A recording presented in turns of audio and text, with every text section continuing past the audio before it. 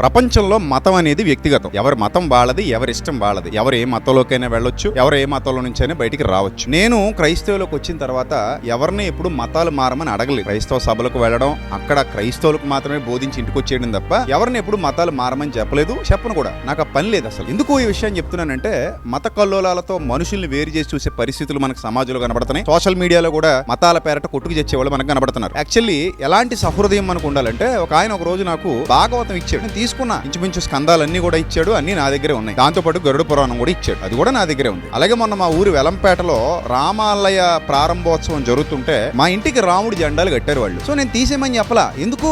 వాళ్ళు నా ఫ్రెండ్స్ కాబట్టి, నాకు తెలిసిన వాళ్ళు కాబట్టి కట్టుకోనివ్వండి, తప్పే ఉంది. దానివల్ల నాకు వచ్చే నష్టం ఏమి లేదుగా. సో ఈ సహృదయత అందరికీ ఉంటే, ఒకళ్ళు నీకు బైబిల్ ఇస్తే తీసుకో, లేకపోతే రామాయణం ఇస్తే తీసుకో, వాళ్ళు ఇచ్చినంత మాత్రాన, మనం తీసుకున్నంత మాత్రాన మనకు పోయిందేమీ లేదుగా. ఇది ఉన్నప్పుడు అనవసరమైన గొడవలు, అనవసరమైన విద్వేషాలు సమాజంలో ఉండవు.